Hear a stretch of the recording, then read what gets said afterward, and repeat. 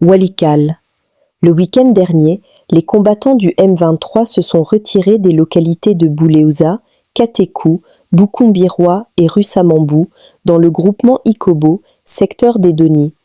Pour la société civile, ce retrait est une lueur d'espoir pour le retour des déplacés et la reprise des activités. Mais elle appelle les FARDC à se déployer d'urgence pour sécuriser la zone dans l'objectif d'éviter le repositionnement des groupes armés locaux pro-M23 dans ce vide sécuritaire. Aucune communication officielle n'a encore été faite sur les raisons de ce retrait. Prenez juste 1 minute, likez, partagez cette information et aidez-nous à toucher un maximum de personnes. Merci pour votre soutien. Raka est tombé, Fizi est tombé, Kalemi est tombé, la désinformation la plus totale. Malheureusement, même des gens qui se présentent comme des communicateurs du chef de l'État, ils sont dans la désinformation. Et on va bien m'en excuser. Notre consoeur, Chancela Tchad, elle dit très bien qu'elle est journaliste, elle n'est pas communicateur. Mais elle présente les faits émanant selon elle du front, comme quoi le chef d'état-major général adjoint chargé des opérations de renseignement, le lieutenant général Jacques Tchaligonza, a pris un Rwandais à Kisangani et l'a amené au front à Minembwe. Mais si on ne connaît pas comment fonctionne l'armée, on s'était donné les informations précises. Quand vous êtes apprécié, on ne fait pas le buzz sur la sécurité. Ça, c'est un conseil que je donne. Parce que un militaire est désigné, est identifié à partir de son unité. Comment on peut prendre un militaire à Kisangani, un militaire rwandais à Kisangani? On ne sait même pas s'il est venu par avion. On ne sait pas s'il est venu par route. On ne sait pas si c'est un sorcier, il a pris l'avion des sorciers, il se retrouve au front Minembwe et il dit aux autres militaires, ne combattez pas, moi je vais combattre. Ça ne se fait pas comme ça. Respectons l'armée. Respectons l'armée. Et puis il y a un autre dinosaure, il dit lui est le communicateur du chef de l'État. Si vous êtes le communicateur du chef de l'État, faites le rapport au chef de l'État. On ne joue pas avec l'armée. C'est vous qui proposez des gens qui doivent devenir les chefs d'état-major général. C'est vous qui proposez des gens qui doivent devenir chefs de la maison militaire. Mais en fonction de quoi? Et lorsque vous vous attaquez à l'armée, vous vous attaquez au chef de l'État, sans le savoir. Vous fragilisez l'armée. Pas longtemps. Le lieutenant-colonel Makazoukai, qui fait l'intérim au SIFA, a sorti un communiqué demandant aux militaires de ne pas utiliser les téléphones Android au front. Alors, comment voulez-vous, sachant bien que l'armée, c'est d'abord la discipline, vous, journalistes, vous prenez, vous ne savez même pas la personne qui vous envoie une vidéo. Vous prenez quelqu'un qui vous dit que je suis au front et nous sommes abandonnés, on nous a envoyé un Rwandais, c'est Tchaligonza qui nous a envoyé un Rwandais. Mais c'est quand même, c'est vraiment détruire notre armée. Et c'est comme ça qu'on prépare la prise des localités. L'armée ne fonctionne pas comme cela, Chancel Tchala, s'il vous plaît, l'armée ne fonctionne pas comme cela. Et si vous voulez communiquer pour l'armée, mais appelez l'état-major.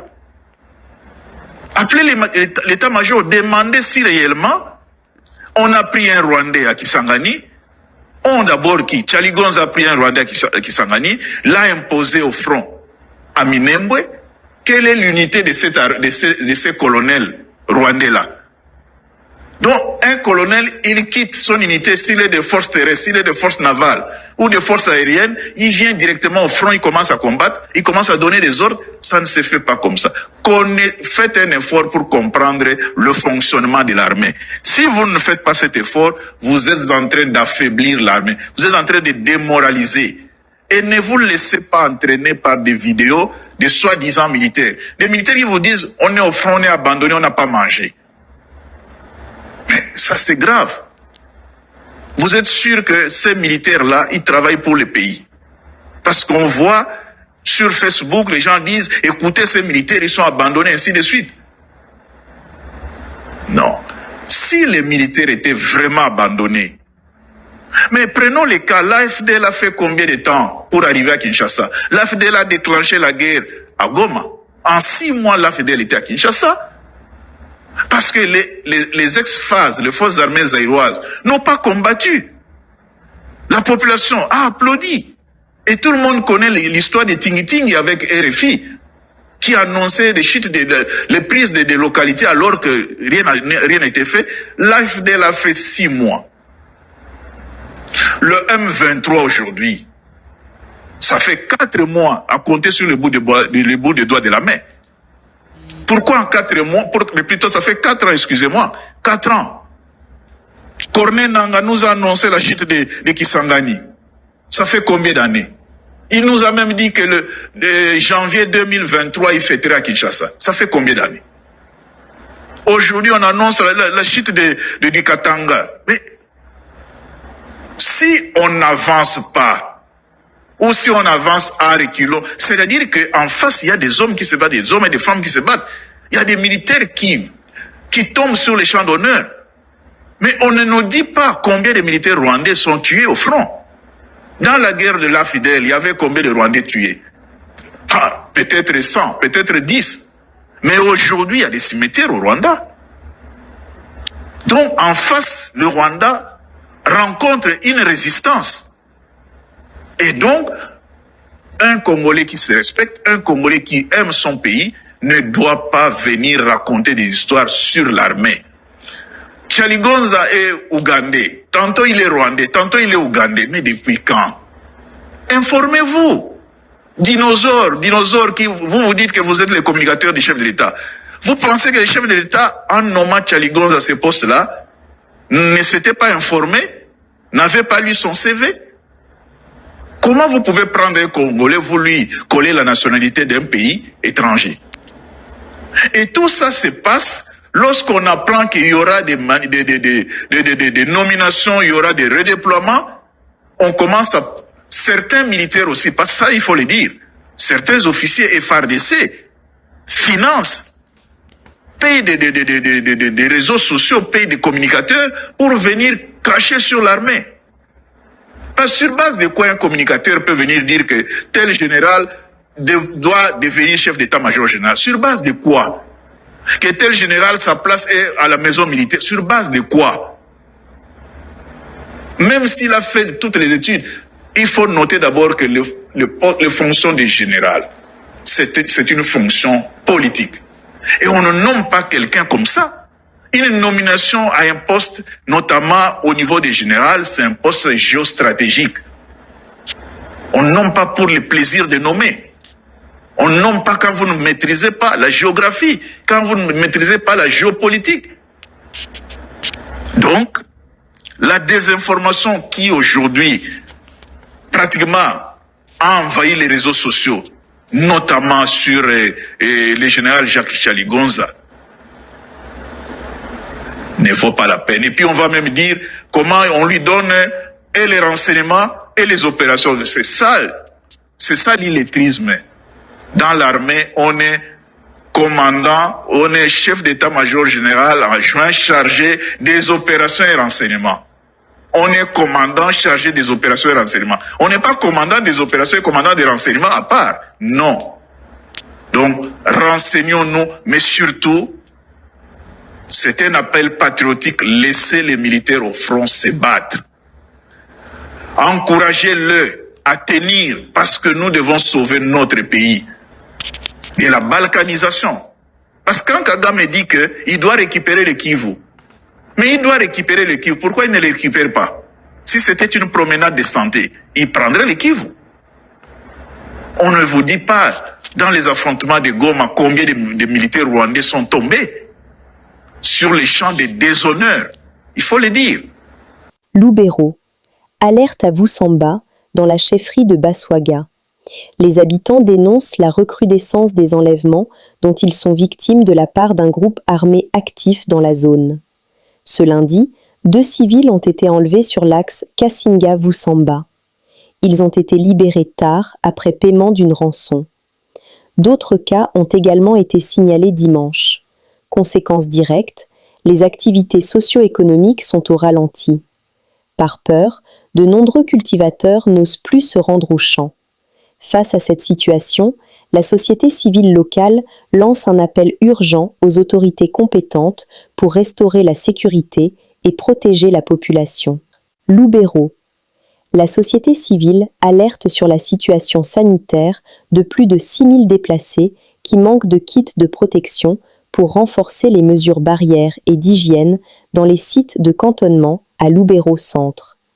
Cette structure plaide pour l'accompagnement des organismes humanitaires afin d'enrayer la propagation du virus Ebola. Prenez juste 1 minute, likez, partagez cette information et aidez-nous à toucher un maximum de personnes. Merci pour votre soutien. Ituri. 4 humanitaires, dont Socrate Escali, ont perdu la vie après l'attaque de leur convoi sur l'axe Mahagi-Bunia. Travailleur humanitaire et artiste, Escali laisse derrière lui une épouse enceinte.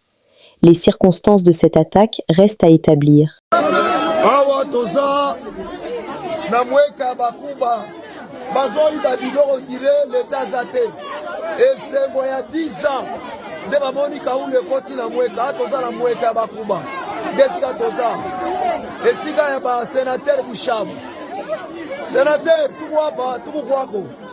Tuna ravitaye ba peuple yako maka yako kibe hapo utapata lupi bima kuiba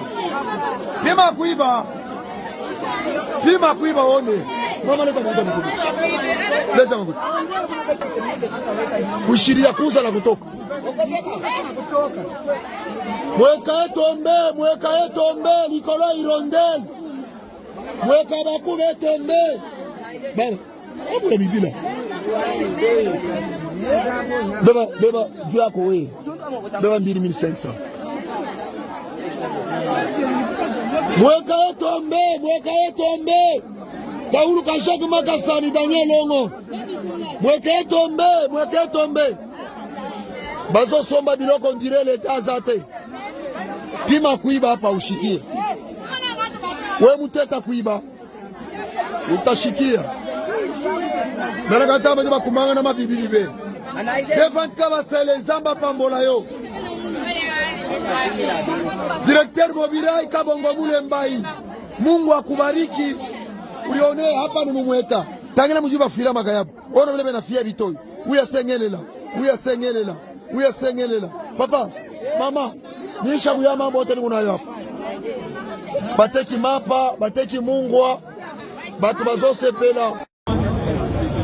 Vraiment, ils n'ont pas si mais gouvernement décidé. Ils ont beaucoup tout bas militaire. Bon, militaire, on a besoin pour basi babuki. Batumsu batongi pena na raya. Alors Jean-Pierre Mbemba aligni makambo na tête ba soda partout donc bazo buka nenga mukete. Mboka foi bonga quand même, mais ça passe. Ba famille bazolela ba famille biloko nyonso to libanda bato bazalaki ba mama ba papa ba famille biloko ebimi libanda ezosala pasi. On doit construire ce pays.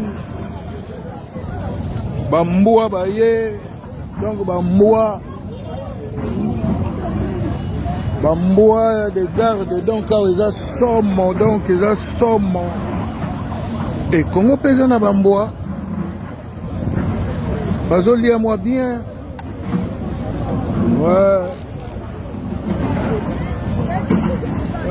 sinophile la famille zolela vendredi à l'élo soda partout rail buka na ndenge mukete armée ezali awa zobuka ndenge mukete bato mosusu batongai pena likolo ya rai na rai pena me batongi pala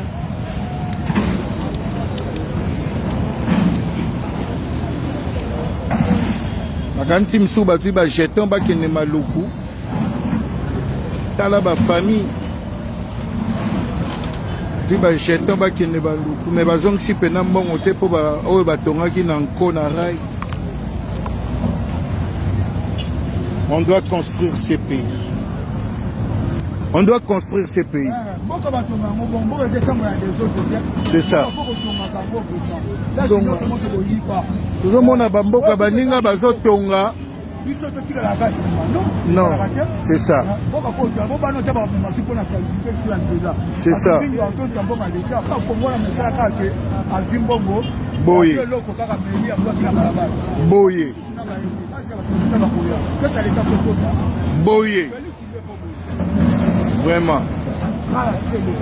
Bravo Jean-Pierre Mbemba, bravo Félix. Et on verra la suite. Père Moko tu déjà ni. Babou qui est. Ah. Éternel mon Dieu.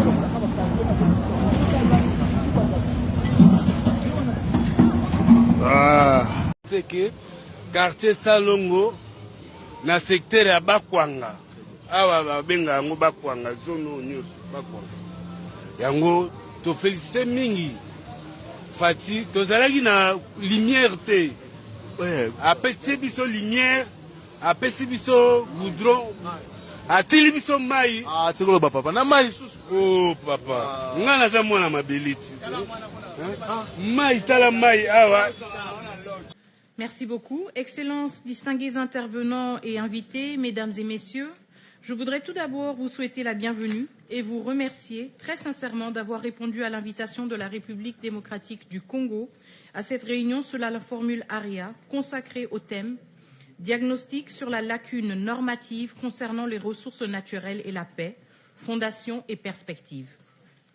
La mobilisation de vos délégations témoigne de l'intérêt que la communauté internationale porte à une question dont l'importance pour la paix, la sécurité et le développement durable ne cesse de croître. Ma gratitude va tout particulièrement à nos distingués invités qui ont accepté d'éclairer nos travaux de leur expertise. Son Excellence le Dr Mubita Lua Belwa, secrétaire exécutif de la Conférence internationale sur la région des Grands Lacs, Madame Comfort Arrow, présidente directrice générale de l'International Crisis Group, Madame Gracelyn Baskaran, directrice du programme Sécurité des minerais critiques au Center for Strategic and International Studies, et Monsieur Alex Kopp, conseiller principal politique et plaidoyer minerais de transition de Global Witness. Je remercie également les délégations qui ont soutenu cette initiative, ainsi que les représentants des organisations internationales, de la société civile et du secteur privé présents parmi nous. Je salue également la présence de son Excellence M. Huang Xia, envoyé spécial du secrétaire général des Nations Unies pour la région des Grands Lacs. En assumant pour la première fois depuis plus de 3 décennies la présidence du Conseil de sécurité des Nations Unies, la République démocratique du Congo a souhaité mettre cette responsabilité au service d'une réflexion d'intérêt universel. La réunion qui nous rassemble ne constitue pas une consultation de plus. Elle marque l'ouverture d'une réflexion que mon pays souhaite inscrire dans la durée autour d'un défi majeur de notre époque. Faire de la gouvernance des ressources naturelles non plus seulement un sujet de gestion de conflits, mais un instrument de leur prévention au service de la paix, de la sécurité et de la prospérité. Excellences, les ressources naturelles occupent une place centrale dans les grands équilibres économiques et géopolitiques. Elles sont indispensables à la transition énergétique, à l'innovation technologique, au développement industriel et à la résilience des chaînes d'approvisionnement mondiales. Pour de nombreux pays, elles représentent une formidable opportunité de croissance et de transformation économique. Mais nous savons aussi que les contextes de fragilité ou de conflit, ces mêmes ressources peuvent alimenter des économies de guerre. Et l'enjeu ne se limite pas au financement direct de groupes armés par la vente de minerais. Il s'agit d'une économie politique plus large, dans laquelle le contrôle des sites d'extraction, des corridors commerciaux, des systèmes de taxation et des flux financiers permet de soutenir la violence, de consolider une emprise territoriale et parfois de substituer une autorité parallèle à celle de l'État. C'est ce mécanisme qui fait de cette question un problème récurrent de paix et de sécurité, observé dans plusieurs situations inscrites à l'agenda du Conseil, autour de ressources aussi différentes que les minerais, les diamants, l'or, le bois, le pétrole ou le charbon de bois. Cette réalité n'est pas nouvelle. Je rappellerai en particulier la réunion d'information tenue le 16 octobre 2018 à l'initiative de la Bolivie sur le rôle des ressources naturelles comme cause profonde des conflits. Les échanges avaient alors mis en évidence les liens étroits entre l'exploitation illicite des ressources naturelles, le financement des groupes armés et la fragilisation des institutions étatiques, ainsi que l'importance d'une gouvernance responsable et d'une coopération internationale accrue. Depuis lors, des progrès significatifs ont été accomplis. Le Conseil de sécurité a développé des outils, régime de sanctions, groupes d'experts, mesures ciblées, tandis que la communauté internationale se dotait d'instruments complémentaires. Le processus de Kimberley, les lignes directrices de l'OCDE sur le devoir de diligence, les mécanismes de traçabilité et diverses réglementations nationales et régionales. Ces avancées sont réelles et méritent d'être saluées. Toutefois, elles nous conduisent à une interrogation plus fondamentale. Notre action collective demeure largement orientée vers la gestion des conséquences des conflits à travers des réponses fragmentées et propres à chaque situation. Ne devons-nous pas désormais réfléchir ensemble à la manière dont une gouvernance responsable des ressources naturelles peut également contribuer à prévenir ces conflits? Car prévenir les conflits suppose aussi de prévenir les conditions économiques qui les alimentent. Excellence, cette réflexion part d'un principe cardinal, la souveraineté permanente des États sur leurs ressources naturelles. Il ne s'agit donc pas de créer de nouvelles obligations internationales, il ne s'agit pas d'un code minier mondial, ni d'un modèle économique uniforme, ni d'une autorité supranationale. Il ne s'agit pas davantage de remettre en cause les instruments existants. Il s'agit de déterminer comment la coopération internationale peut aider les États à exercer plus effectivement leur souveraineté là où des acteurs armés ou des réseaux illicites capturent les ressources, les revenus et jusqu'aux fonctions de l'État. Car lorsque cette capture se produit, c'est la souveraineté elle-même qui est déjà atteinte. Cette initiative ne concerne pas la République démocratique du Congo uniquement. Mon pays en connaît une manifestation particulièrement documentée, mais il n'en est qu'une illustration. Elle n'est dirigée contre aucun État, aucune région, ni aucune situation particulière. Elle procède de la conviction que ces défis concernent l'ensemble de la communauté internationale et appelle à une réponse fondée sur le dialogue, le respect de la souveraineté et la recherche du consensus. Le Conseil a d'ailleurs déjà emprunté pareille démarche. Face à des phénomènes qui, sans relever exclusivement de son champ traditionnel, présentaient un lien établi et récurrent avec les conflits, il a su créer un langage commun et améliorer l'analyse et le suivi sans se substituer aux politiques nationales concernées. Les agendas femmes, paix et sécurité et jeunesse et paix et sécurité, comme la résolution 2417 sur les conflits et la faim, en témoignent. Il ne s'agit pas d'assimiler les ressources naturelles à ces sujets, mais de retenir la méthode pragmatique, progressive et consensuelle. Je n'ignore pas, enfin, que les appréhensions légitimes que peut susciter toute initiative nouvelle, la crainte de multiplier les textes et les attentes, d'alourdir les exigences de documentation ou de creuser l'écart entre les engagements pris et leur mise en œuvre. Je partage ce souci de rigueur et de résultats concrets. Mais aucune de ces réserves ne saurait justifier de laisser cette question sans réponse. Le coût de l'inaction pour les populations affectées, comme pour la crédibilité de notre action collective, est déjà, lui, bien réel. Excellence, la réunion d'aujourd'hui n'a pas vocation à négocier un texte ni à promouvoir une approche prédéterminée. Son caractère informel doit nous permettre d'entendre les expertises, d'approuver le diagnostic, d'identifier les préoccupations légitimes et de mesurer les convergences possibles. Elle constitue la première étape d'une séquence diplomatique cohérente. Les enseignements de nos échanges nourriront le débat public de haut niveau que présidera le 22 juillet prochain son Excellence M. Félix-Antoine Tshisekedi Tshilombo, président de la République démocratique du Congo, avec l'ambition de porter cette réflexion au plus haut niveau politique et d'ouvrir un processus de consultation appelé à se poursuivre au-delà de la présidence congolaise. C'est à la lumière de ces consultations que le Conseil pourra apprécier l'utilité, la portée et la forme de toute étape ultérieure. Les grandes avancées du multilatéralisme se sont toujours construites de cette manière. Elles commencent par une idée, elles se nourrissent de l'expérience des États, puis elles donnent progressivement naissance à des cadres de coopération plus structurés. C'est précisément cette dynamique que la République démocratique du Congo souhaite contribuer à engager aujourd'hui.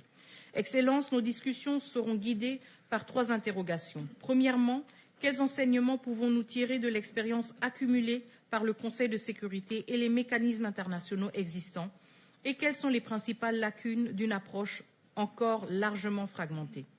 Deuxièmement, quelle valeur ajoutée un cadre plus cohérent pourrait-il apporter sans empiéter sur la souveraineté des États ni créer de nouvelles barrières pour les producteurs légitimes? Troisièmement, comment articuler la prévention du financement des conflits, la traçabilité, l'accès au marché et la transformation économique des pays producteurs au service d'un développement durable et inclusif? La République démocratique du Congo est convaincue que les réponses ne pourront émerger que d'un dialogue ouvert, d'une écoute mutuelle et d'une volonté commune de construire des solutions adaptées aux réalités et aux aspirations de l'ensemble des États membres. Nous ne vous invitons pas simplement à participer à une discussion, nous vous invitons à contribuer à une réflexion qui pourrait, à terme, enrichir l'action du Conseil de sécurité au service de la paix, de la sécurité et de la prospérité.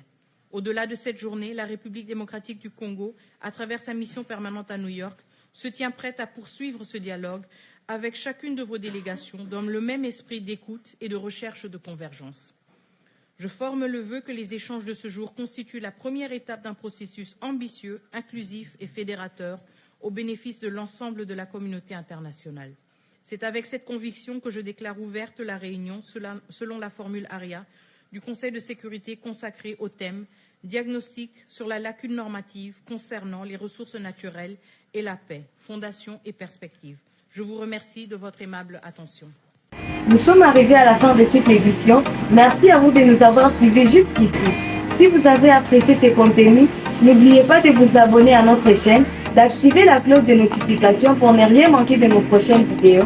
Likez et partagez cette vidéo. On se retrouve très prochainement. À bientôt.